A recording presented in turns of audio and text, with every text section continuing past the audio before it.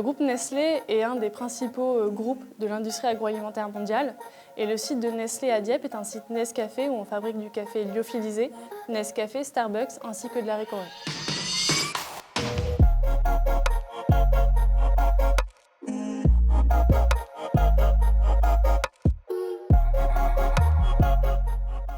Aujourd'hui, la Normandie propose un fort engagement vers la transition énergétique.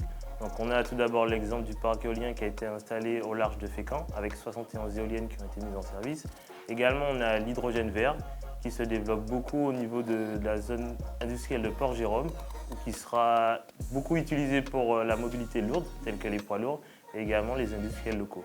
Et bien évidemment, on a celui qui est très connu, qui est la centrale nucléaire de Penly, qui est en développement pas très loin de notre zone de Dieppe. Les différentes énergies que j'ai évoquées juste avant vont permettre de développer les nouvelles compétences et connaissances aussi bien des opérateurs que des personnes sur ligne et aussi bien les ingénieurs pour amener à bien le fonctionnement de ces nouvelles technologies, de ces nouvelles énergies vertes qui vont évoluer au fil du temps.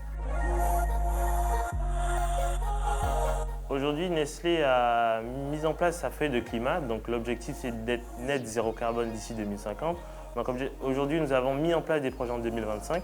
Nous devons réduire de 20% nos consommations. Donc, nous avons changé nos évaporateurs qui consomment beaucoup de CO2.